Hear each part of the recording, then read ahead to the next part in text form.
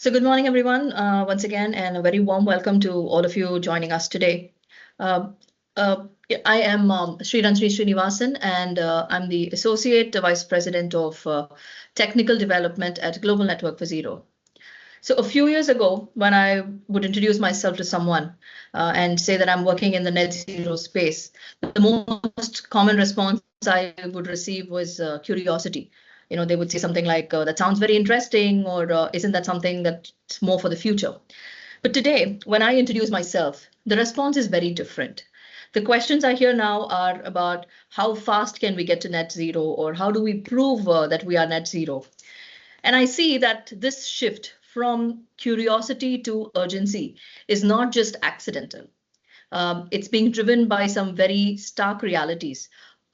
Over the next hour, we will see how exactly this comes to life. Joining me today is Ashu Gupta, co-founder of D2O, who will walk us through the net zero journey of their headquarters in Jaipur. I'm also joined by Anshul.P.Gujarathi, founder and director of Eco Solutions, and she will be presenting case studies that her organization is working on. And I also have my colleague, Ms. Neha Kaul. She will take us through a live demo of GNFZ's certification platform. Also, please drop in your questions in the chat. And at the end of the session, we will have an interactive Q&A. And now, please don't be shy. We welcome all thoughts and feedback. So let's start by setting the context. If we look at where the world stands today, only about 0.23% of buildings globally are genuinely net zero. Now, at the same time, when net zero buildings are projected to grow at nearly 29% annually through 2027, this tells us that while ambition is accelerating, the starting point is still alarmingly small. Now, even more concerning is the scale of the gap that we are facing. Globally, we are looking at a shortfall of 70% in the number of low carbon buildings that's needed. It's needed to align with the climate goals. And at the same time, when investor expectations, tenant demand, and regulatory scrutiny are rising faster than ever before. Now, these numbers make one thing very, very clear. To reach net zero, the buildings and construction sector must decarbonize nearly 3 times faster over the next 30 years than what we have been doing so far. Now, if we bring this closer to home, to the Indian subcontinent, the urgency becomes even more pronounced. India is expected to add over half of its 2050 building stock in the next 25 years, meaning that many of the buildings that will exist in 2050 are being either designed, constructed, or operated right now. Now, at the same time, buildings are already accounting for nearly 1/3 of India's total electricity consumption, and this share is projected to rise significantly with urbanization, data centers, commercial growth, and residential expansion. What this means is simple, but it's powerful. India's net zero story will be decided not in the distant future, but in the choice we make today. And this is exactly where the conversation needs to move, from ambition to action, from targets to systems, and from intent to verifiable outcomes. So this is precisely the question that we at Global Network for Zero are looking to answer. We are the world's premier net zero certification body. And we have what we call as the decarbonization dilemma. Everybody has this question of, across geographies and sectors, net zero commitments are becoming rapidly increasing, and there are investor expectations that have to be met, regulatory requirements that have to be addressed, and increasingly there are professional benchmarks that needs to be validated as well. So what is the kind of data that one has to capture? How do you capture it? Where do you capture it? And who or how does this entire data gets validated? All of these are the answers that we at Global Network for Zero are looking to address. So like I said, we are a certification body.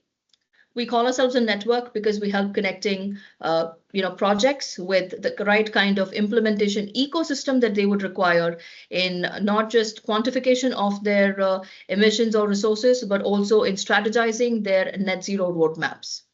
Our certification follows the universal standard, which is the GHG protocol. And we do all of this with the help of a very simple data-driven tool, which is an acceleration platform that my colleague Neha would be showcasing to you later today. Ultimately, we offer independent third-party validated certification for net zero energy, emissions, water, and waste.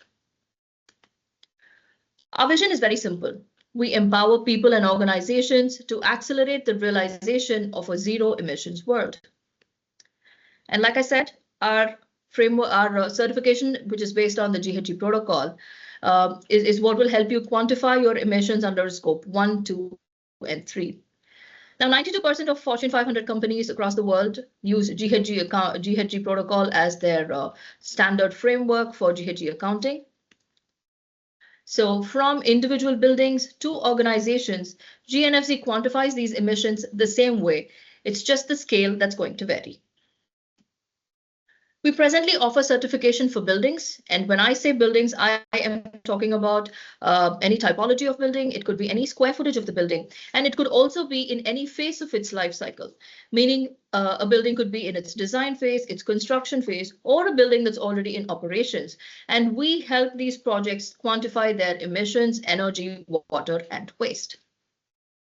So how do we define the categories of net zero?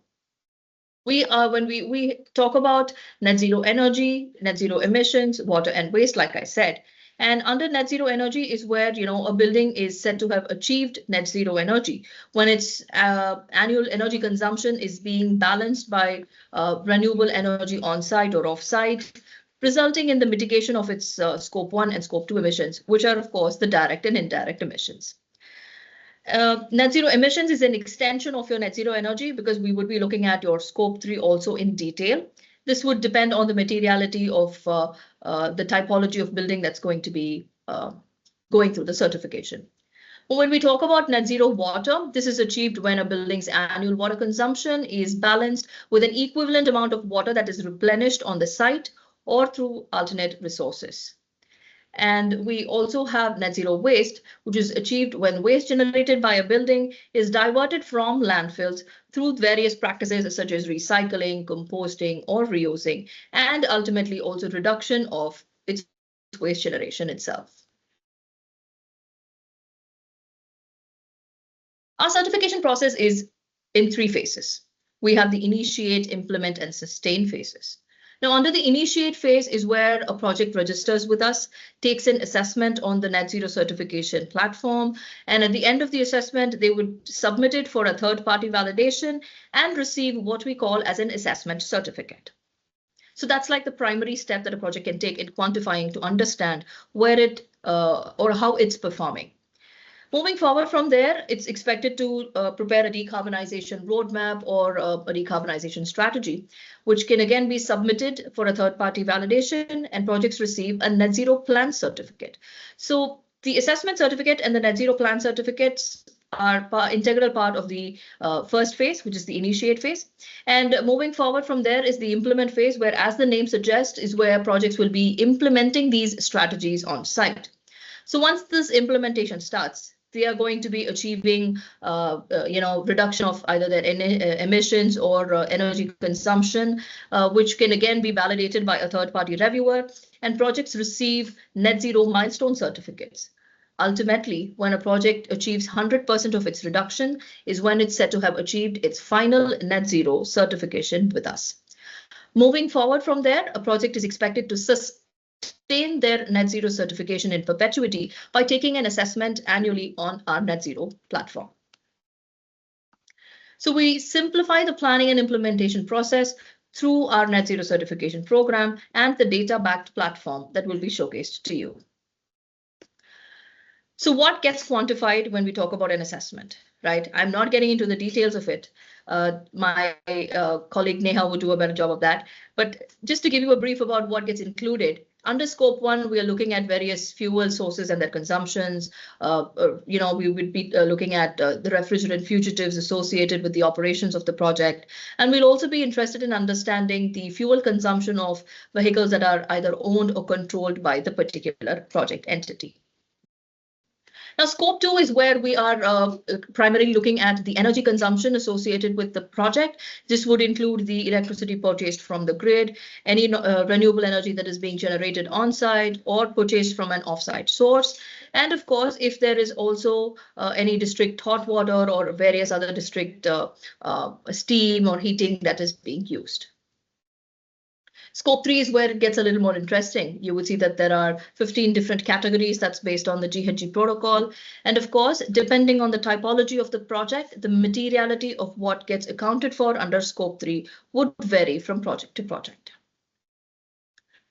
So at Global Network for Zero, we have what we call the zero to zero approach, right?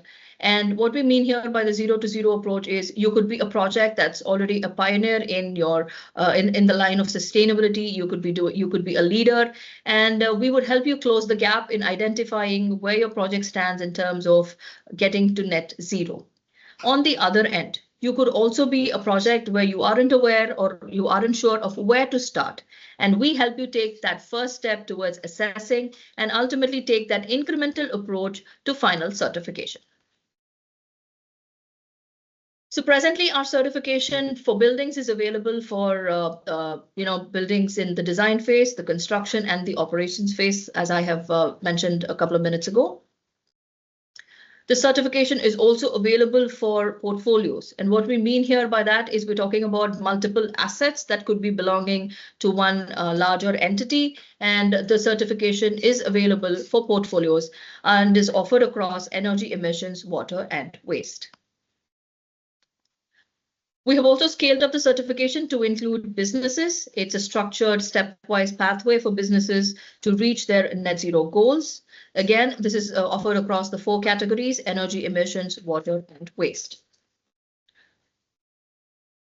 GNFZ's certification is recognized by GRESB. And it helps. One of the more critical aspects about GNFZ's certification is that there are no prerequisites. We meet projects where they are, and we help companies achieve their SBTi goals and align with international ESG frameworks and standards. So, as we begin today's session, I invite you to think about one question. How can net zero move from being an obligation to becoming your competitive edge? Because the future of sustainability will not be shaped by ambition alone. It will be shaped by professionals who know how to execute with integrity. And in the decade ahead, net zero will not be defined by who made the boldest promise, but by who delivered the most credible outcomes. So thank you once again for being here today. I invite Ashu to deliver his presentation on the case study of their headquarters. Sure, Sanjani. Just give me a second. I'm sure my screen is visible. Just thumbs up. Yes, Ashu, it is. Yes, Perfect. yes. Great. All right. Good morning, everyone. I'm sure it's a happy morning. Started with the GNFZ. So GNFZ webinar. So first of all, I want to thanks to entire GNFZ team to share our because we are live case study and because why I'm going to present it because last 17 years the sustainability is something my passion, and when I thought about that, I'm training, I'm consulting several clients, so why should I not focus it? So I got a chance to construct my own building, and we thought that we need to put our all education, what we learned, different platform or different experience in the client side. We implemented at our site, and we are very happy that we opted this for the global network for zero approach. That how we go for the net zero because this building is super ECBC compliant and all. So just want to share next 10 minutes with my presentation. I'll be on time. So my name is Ashu Gupta. I'm a managing partner of company D2O, master trainer for ECPC and several other credential. And this is our headquarter building is in Jaipur. And the intent behind a lot of people in our fraternity talks about the big building or the large projects can go for the green certification or the net zero certification or net zero uplift. Of course, our intent was that why can't the small building, if it is a less than 25,000 square feet building, can they go for the net zero? Because they don't have a limited in space. Lot of people always, when I do we don't have a space. How can we go for the sustainability approaches? So this is the perfect example for it, that this building, and you can see that look from the building also is from Rajasthan, because we are using jali and all those things. So of course, different kind of approach. This is our certificate, and I think April 2025 we got this already certified for a scope 1 and 2 operational emission. And this is day before yesterday. This building got a award from Rajasthan government as well, because it's a one of kind building in Rajasthan, where we are doing entire our consumption from the solar, but it's a building efficient. So what we did, of course, what when we optimizing the things, because we all know the air conditioning is a major load or major consumption in any entire official office building or commercial building. So we designed very optimized. If you look at the total area, and if you look at the all floors, we have designed approximate 350 square feet per ton this building. So it is not like, and we utilize the use of fan. I will talk more about it, but whatever the consumption was coming from the baseline, we reduced 50% by that. You can see 192,000 to the 94,000 kWh per year, and then we put a solar. So it is around a 64 kilowatt solar on the rooftop, and we are generating entire energy with that. So of course, this is all of us know, because we are in the same industry. We know what the net zero concept it is, but this is how. But first step to make building more efficient, when you go for the solar, not like that, whatever the consumption is happening and put the solar. No. So this is a brief of our building. 23,000 square feet, and approximate 18,000 square feet is the habitable area, excluding basement. We have basement still and 5 floor. We always say that 5 floor is a Jal, Vayu, Agni, Prithvi, Akash. The 5 elements of the nature, and every floor is one of the kind of nature.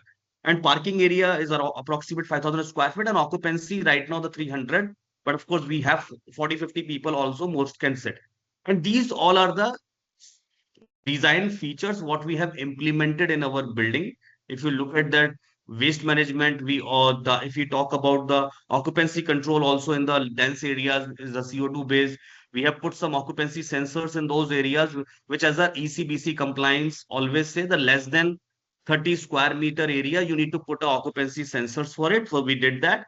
And of course, the solar panel and a lot of thing on water efficiency. But this building is for the global network for zero for energy perspective and the carbon emission, because so 5 elements I will discuss more, but that Jal, Vayu, Agni, Prithvi, Akash, what we have done something different. And like everyone knows, the water is the part in Rajasthan is very critical. An entire building when we constructed, we always kept that approach, that reduce, reuse, and recycle. First of all, we need to reduce our demand. So our reduction in the demand, low flow fixtures, we can see we have the waterless urinal in all the floors when we are using. And of course, we talk about the landscaping, because we have a very limited area, only 800 square meter plot area. We didn't have a landscaping on the ground, but we put entire courtyard area. This is actual picture of my side of my cabin.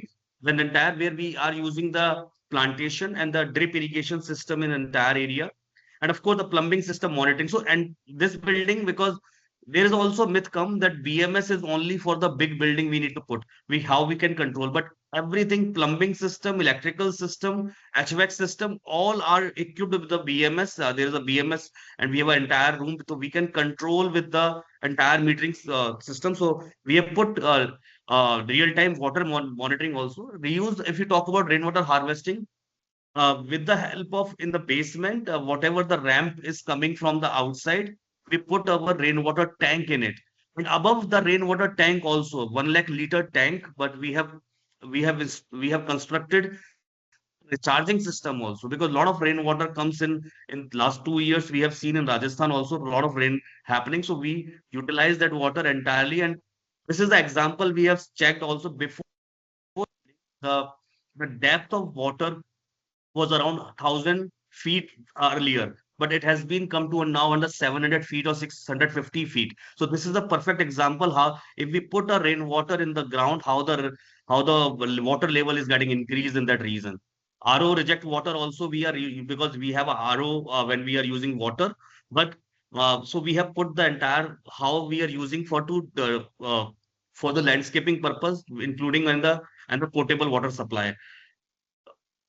If we go next with the recycle, a small building also can have a STP plant. So this we have a 10 KLD STP in our entire building. Whatever the water we are using in flushing, that's going from the recycled water. It is a dual plumbing system we have installed. So for that, if we talk about the Vayu, because we are the expert in this area, when we talk about simulation, we did all kind of analysis. If we talk about the wind analysis, how the heat is coming, and that is the reason I'll talk about the materials part. When we selected the material for designing this building is differently, but this is how the wind analysis we did.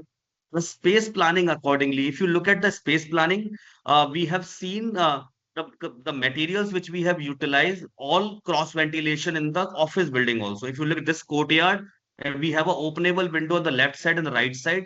And most of the months in Jaipur, we have for 3 months you don't require air conditioning to run, like the month like October or November or the February or March.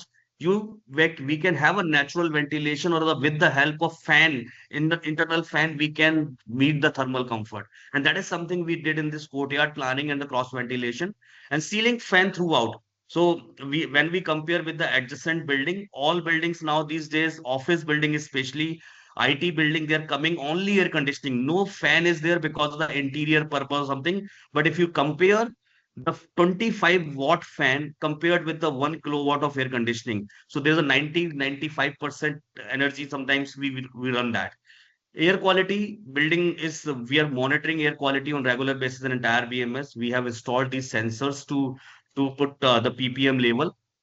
Paint adhesive sealants, because we were teaching our clients that we need to use low VOC, but we use Prakartik paint in this building. We have used some indoor plants also, which is for the air purifying health, of course. And we have seen a lot of people. Why I'm not saying because this is my building, but whenever the people come, they always see that with the using of this air quality and all, we are getting a very positive vibes inside the building. And the people who are working in this building, they are feeling very energized, or I would say the very productive in that way. So this is the actual study. When we talk about the people, they feel that, I feel an entire building is proper daylight. There is no artificial light during entire day we run in that. Agni energy simulation, when we compared with ECBC, because we do super ECBC compliant building in Rajasthan, and that we compared energy performance index as compared to the normal building. So if you look at that, our building is about approximate 350 square feet per ton. We have designed. We have utilized earlier 2 floors with the VRF system, but the down 2 floors we have the chiller system. There is a portable chiller now these days, 10 kilowatt, 15-ton chiller, 20-ton chiller. So we have used those kind of a chiller also inside the building. Understand, at the some point after 50 degrees centigrade in Rajasthan when goes, sometimes the VRF we are not able to perform in that way. So we have installed earlier we use VRF more than chiller system. Natural daylight I already told. And if you talk about these BLDC fans, high efficient lighting fixtures, and of course all the B star rated pumps and all, solar panel. Lot of time the people utilize that this is our cafeteria roof where we have do the lunch together. But you can see above that the flat solar panel. I know that sometimes the efficiency get degraded when you do the flat solar, but it is only the 5% or 10% maximum. But if you put that, you can utilize entire rooftop also for your internal purpose. And this is what we have done in the building. And of course, we are getting a great approximate every day. We are getting a great because we have a good sun in Rajasthan also. So the consumption of the generation from solar is also very good. We have EV charging system. Fire resistance, a lot of time we ignore fire when we talk about green or sustainability, but this is something is very important. I would say whatever the NBC is saying over part 4, all installation we have done accordingly as per the, and we follow everything in that way. So BMS, a lot of people say, like sometimes the code also say 100,000 square feet more than building, you need to put BMS. But if you can't monitor, you can't control, you can't save. Monitoring is very much required. And this is how we are monitoring every system. It is not very costly also. So sometimes the people feel very expensive. No, this is not BMS system in the small building can give you a lot of value. So this is how the daylight, of course, this is the north part of the building where you can see a lot of windows. We are getting entire light inside the building, and the south side we have a facade where we have utilized this is the west facade of the building, where we put jali to get the direct sun and diffuse sunlight on it. South facade, because south facade we have very few opening, but whatever the opening we are giving is tilted, where we have a try to have overhang on it, so the direct heat is not coming like my cabin right now where I'm sitting, entire daylight is coming, but it is tilted, no heat, less heat in that. And this is our open theater, of course, amphitheater kind of a thing, where we are walking, and we have, this is you can see on the roof is a pot where we pot as a kind of insulation, and we put a lot of I think 20, 30 or 35 insulation also we have put on it. Similarly, for the landscaping, we already talked about it. This is all natural material during the topsoil, because we learned in the green building certification we need to preserve topsoil, soil erosion measure, natural material. I'll just go fast because I just passed on my time.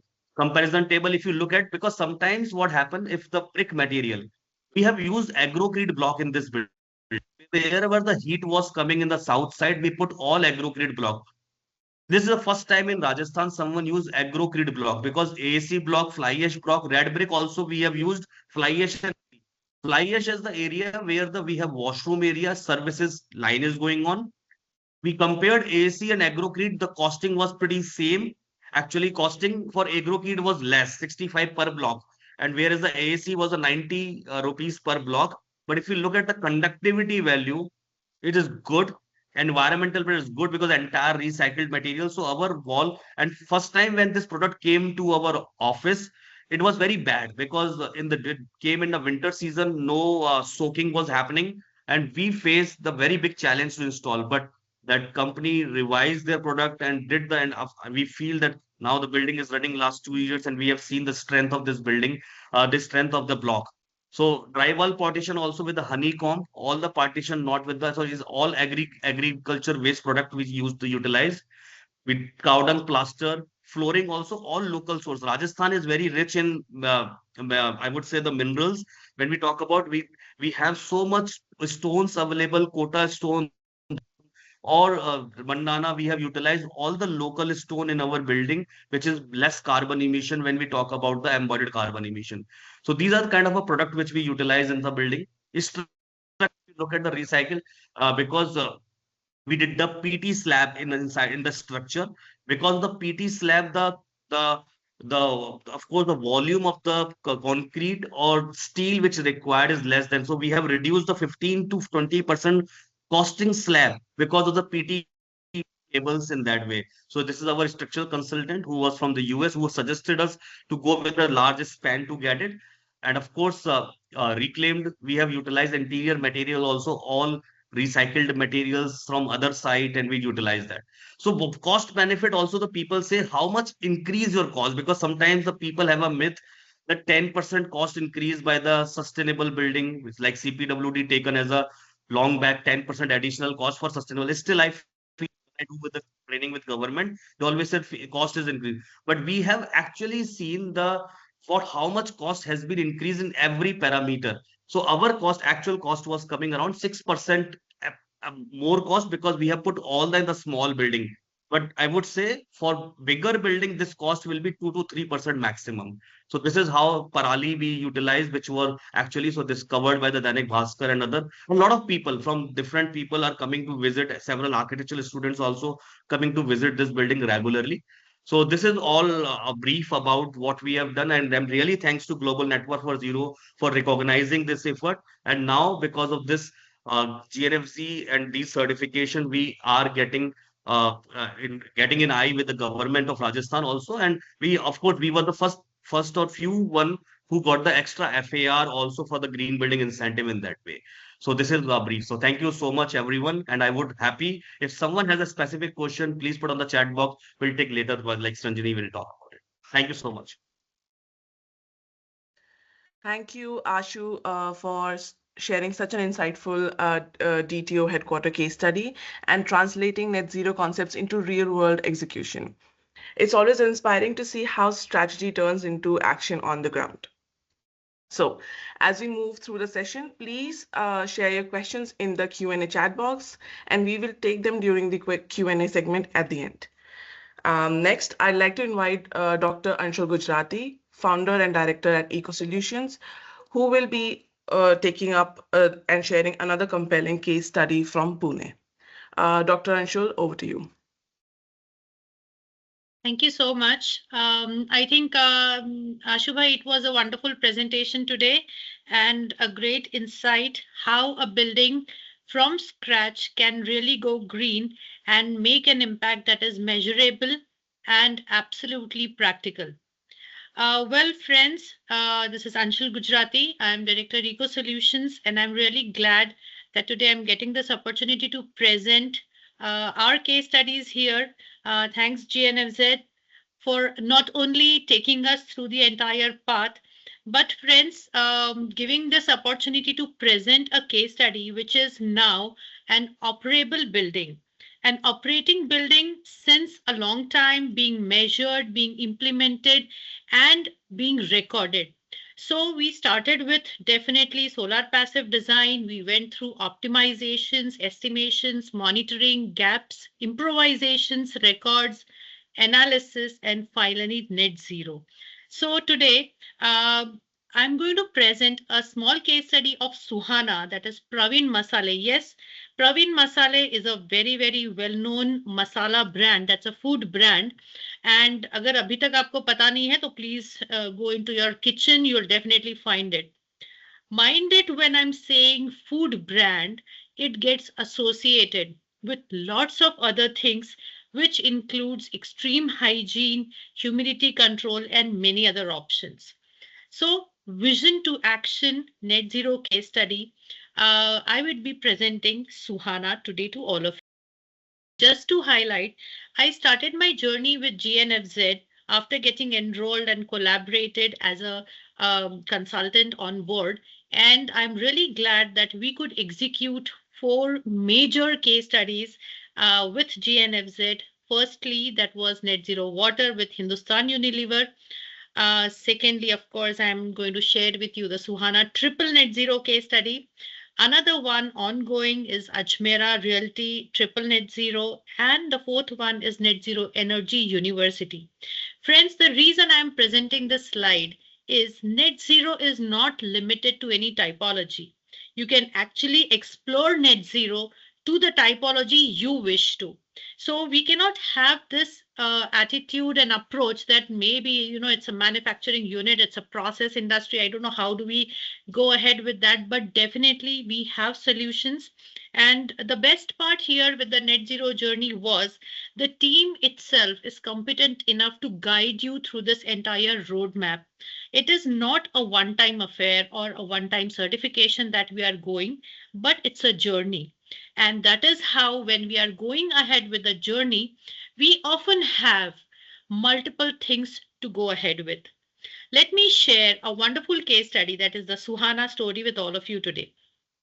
So friends, it started with, a 60-year-old Indian spice company wants to go green.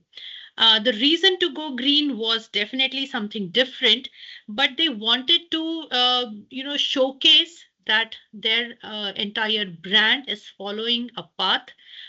Their foundation, that is the Eco Factory Foundation, they realized that sustainability is not an option, but an integral part. And I'm really happy to say that their 100% factories, manufacturing units, their warehouses, their offices, all are not only green certified, but they are proceeding towards net zero and have a wonderful legacy. So Eco Solutions was onboarded for this project in 2018. Mind it, yes, GNFZ was still budding that time, but the journey had started for Suhana already. Because this journey had started, today we could achieve what we are really aspiring to. So solar passive assessment, energy optimization, landscape, rainwater harvesting, feasibility, detailing. Ashu Bhai has already detailed how a journey of a building starts when it is germed. So एक बार अगर building शुरू होता है, तो it is like having the complete solar passive assessment, energy optimization, and the same thing happened for this project as well. It underwent other certifications also, but while doing that, we did the feasibility going beyond the routine for renewables. We had phytoremediation measures also, opted for. We had good waste management, urban forestry. So all these things were tried, tested here on site, whether they are working, not working. They went for green factory certifications, existing factory, and the journey continued. Not only that, when GNFZ was introduced in India, they took this very seriously. They registered the project and they started exploring whether we can go with energy, we can go with water, because they had achieved certain efficiency level. But probably that was not enough for them. And they wanted to try how going net zero will really help them. And of course, life cycle assessments, carbon footprinting studies, and all these started. And finally, our director, Anand Chordia sir, he's a visionary and a passionate person who gave a verdict. So it was not an option. He gave a verdict that let us go for triple net zero only for this project. And that is how today I'm really glad that GNFZ certified net zero energy. Assessments are going on for waste as well as net zero water. Going ahead, just giving you the project details, we can see the view of the project here. It's a simple project manufacturing unit looking like any other industry. But if you see the nearby areas, it was a barren land. This barren land today is turned into a green patch in this area. And definitely, if you see from the sky, you will have the solar sparkling away. So this project was under GNFZ reporting from Jan 1st to December 31st, 2024, and it is still continuing. The facility area is approximately 41,000 square feet, where on-site solar of 200 kilowatt, it meets the 100% of the facility's energy demand. 100% waste is diverted from landfill, and of course, net zero water. Not only that, they did not stop here, but they went all the way. They actually went through going 300 plus acres of organic farming, 80,000 plus trees and still on, and 3,000 metric ton per year waste management facility.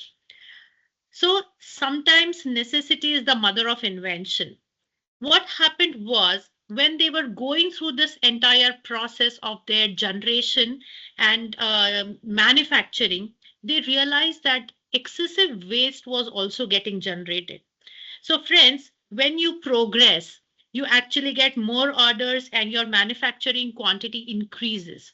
So previously, whatever waste the masala company had, now it was going further down. And that is why it was really important for them to tackle this waste also. I'll come to waste in a while, but let us go step by step. So let me tell you about the energy part first. I did mention about the reporting period, and previously when the project was certified with having a proper solar efficiency measure and taking approach with materials, insulation, U values, we could reduce approximately 35% with green factory certification. This was not enough, and that is how we monitored the site from 2018 to 2020. But it was realized that during the pandemic period, we had to slow down. But friends, the company did not slow down to that extent. It immediately revived. And that time actually gave a thought that why not have certain more efficiency parameters evaluated. And that is how 35% led to approximately 53% of energy savings. This gave a chance. So when we can go 53, why not 100%? And that is how a simple logic was applied, that all the gaps were mitigated. The project was commissioned thrice, and that is how removing all the gaps and adding 200 kilowatt solar PV installation, the project today demonstrates not only meeting the basic emissions, but absolutely going beyond that. GNFZ had done the certification basis 3 major steps.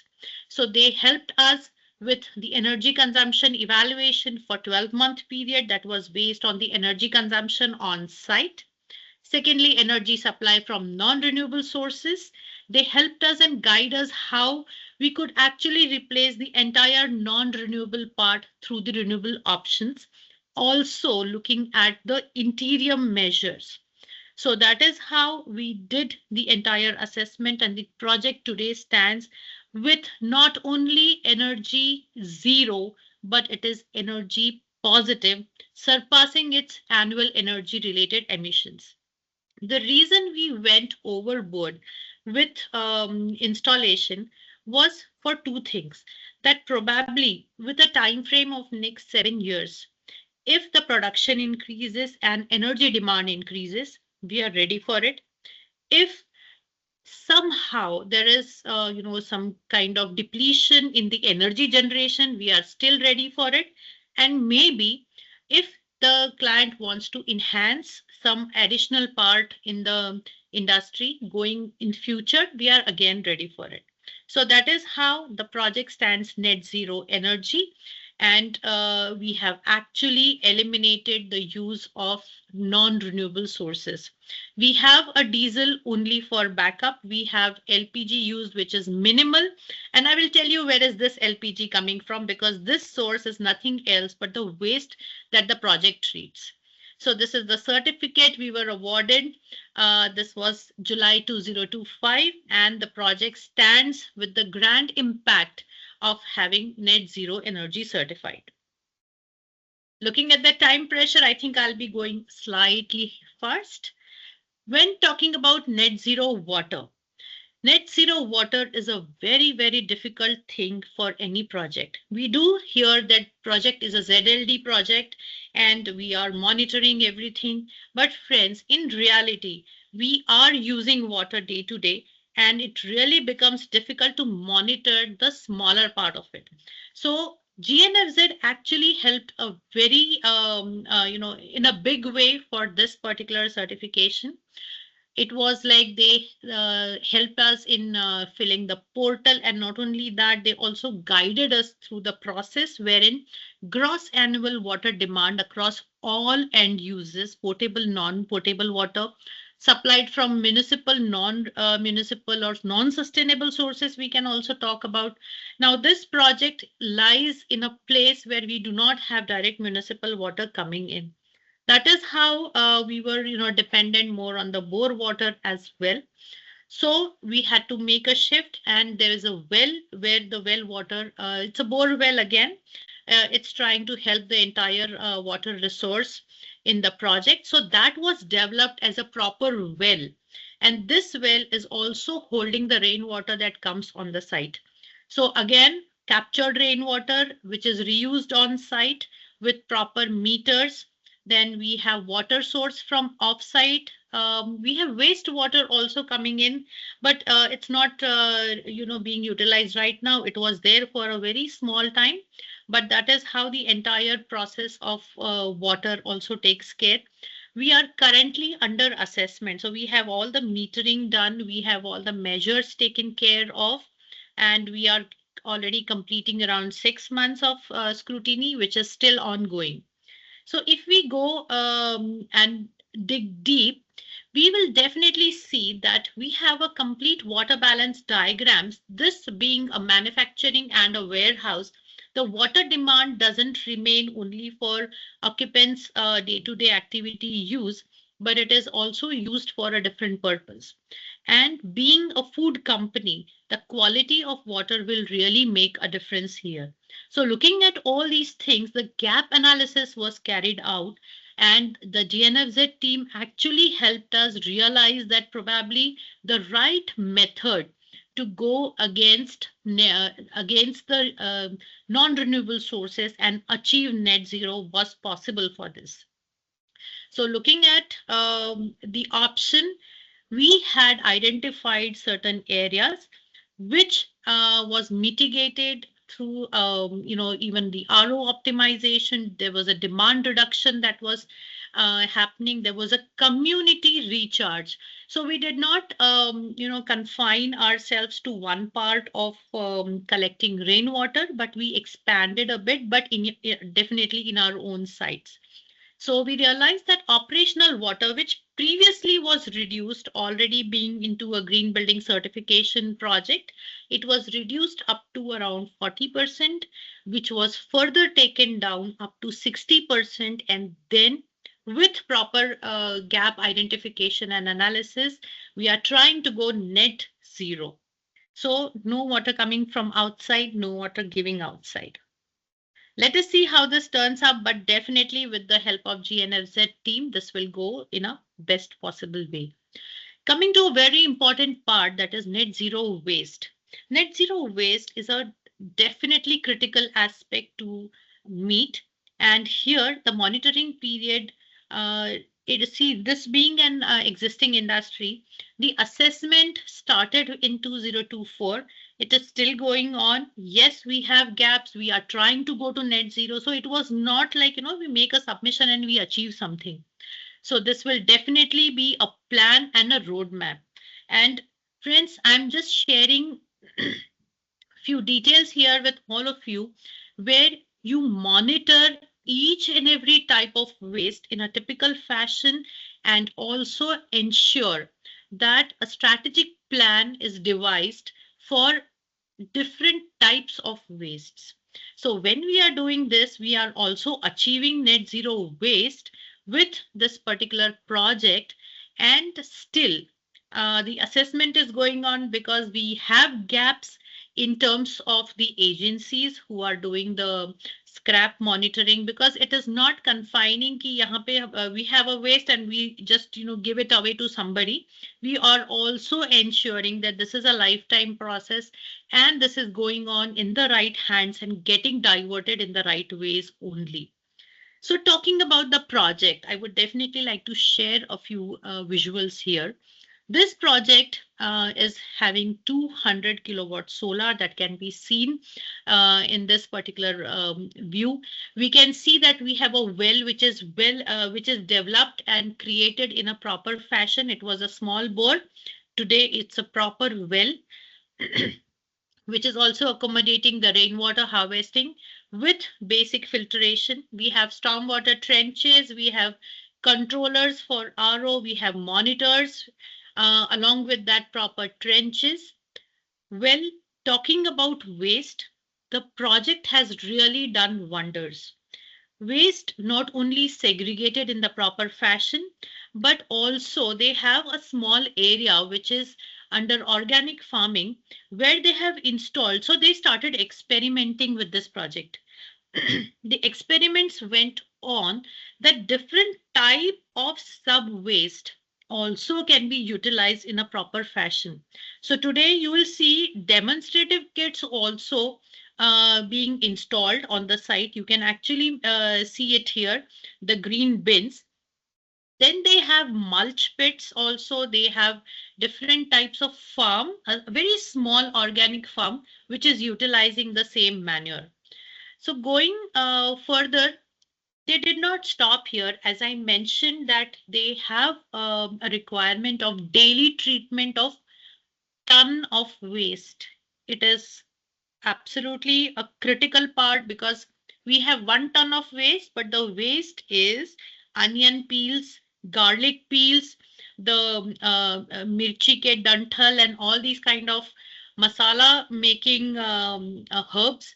So when you see at the volume of this particular waste, it really exceeds to a big volume. 1 ton of onion peels, it is not onion, it is only the chilka of onion. It will really become big. So ongoing thought of treating this waste helped in creating the waste management park. So at a location nearby this particular project of Yavat, a waste management park was developed by Eco Factory Foundation. Definitely, Mr. Anand Chodia being the visionary for this. I'm really glad to be on the advisory board, wherein 75 types of waste items are treated. and with 6, of course, major categories. But this particular waste item is also converted into biogas.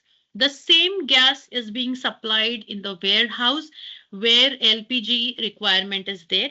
It is not only restricted to one small warehouse, but it is being supplied to many villages in the nearby area who are dependent on this LPG. Of course, root zone treatment is carrying on. We have approximately 20,000 metric ton of biodegradable waste.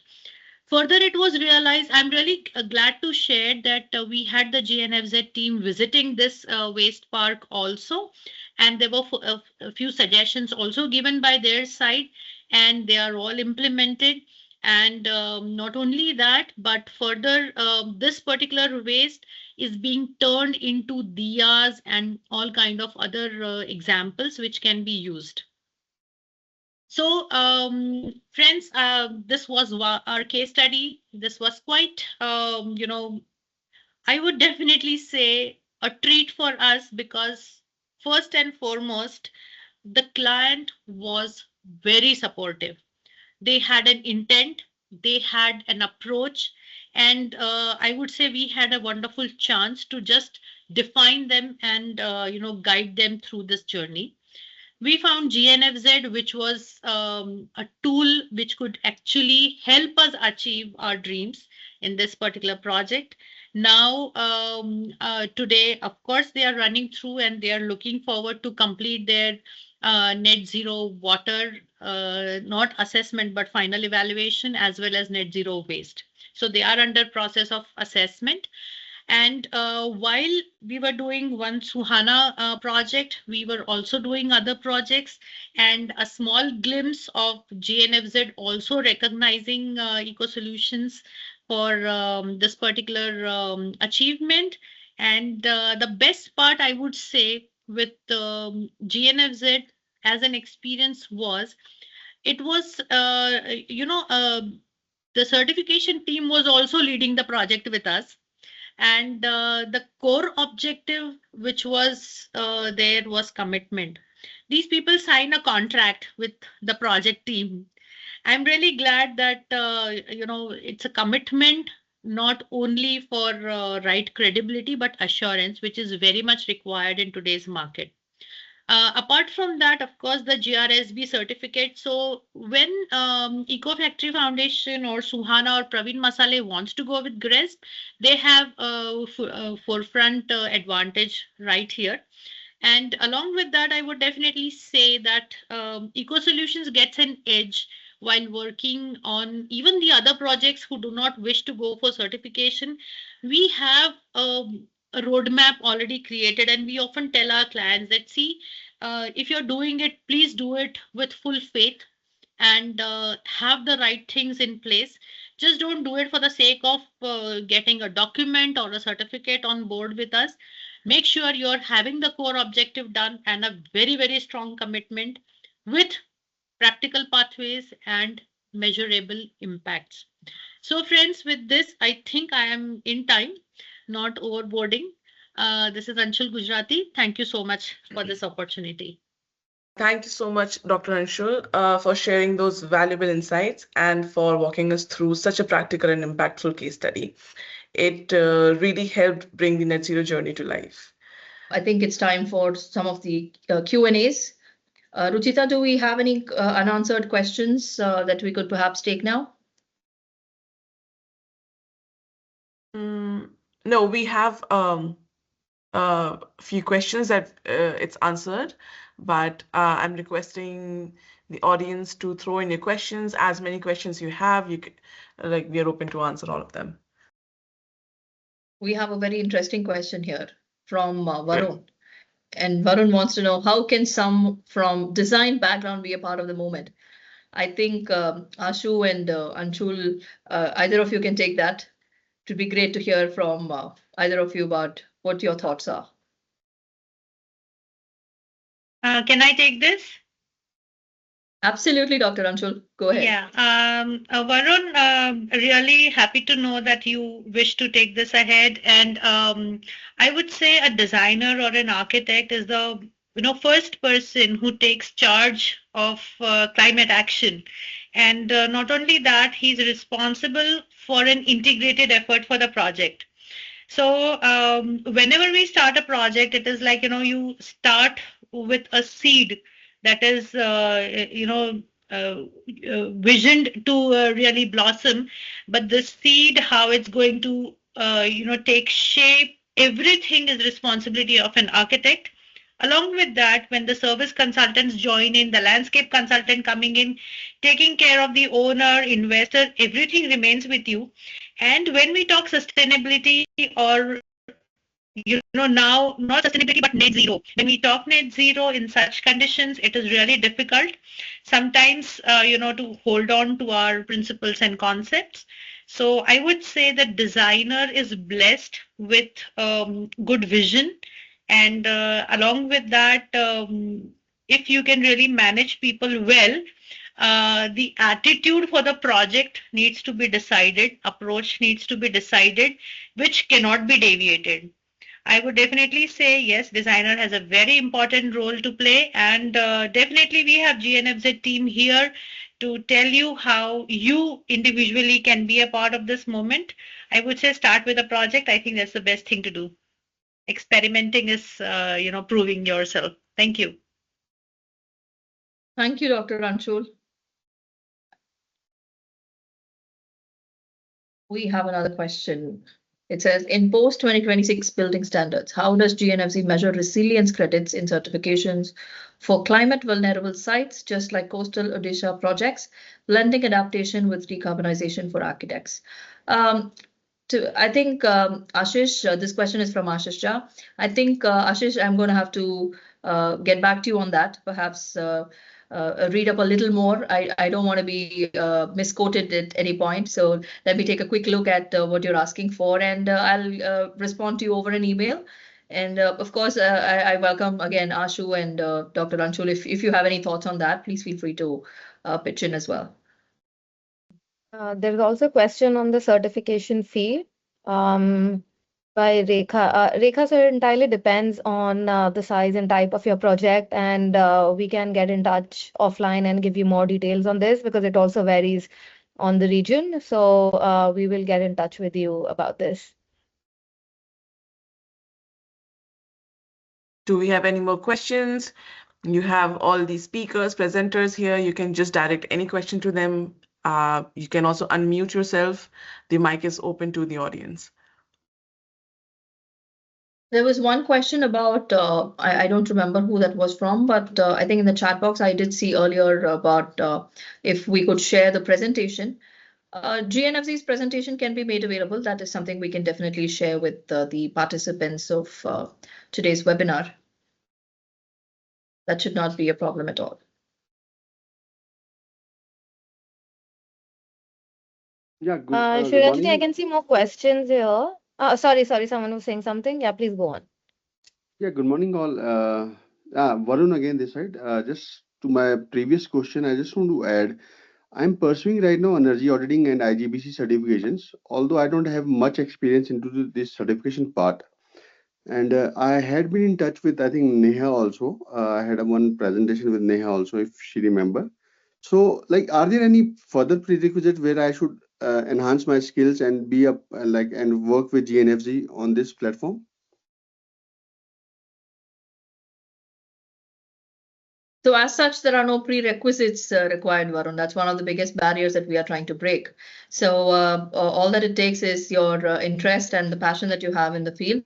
And what we can do is we can definitely look at sharing some material with you that could help you in understanding our certification completely. And we could look to work on that front going forward. Thank you, ma'am. Yeah. Great. I guess we've had some had a good webinar. Over to you, Ruchita. You can take it forward from there. No, exactly, Sriranjani. Thank you. I was just about to say that brings us to the end of today's session. And thank you to all our speakers for sharing their time, expertise, and practical insights. And thank you to everyone who joined us and engaged actively. So we truly appreciate your participation, and we also look forward to seeing you at our next GNFZ webinar, which you'll be hearing about very soon. So thank you, everyone. Have a great day. Goodbye. And you can drop in your questions or email us whenever you want. If you have any queries, we can direct to Dr. Anshul or Ashu as requested.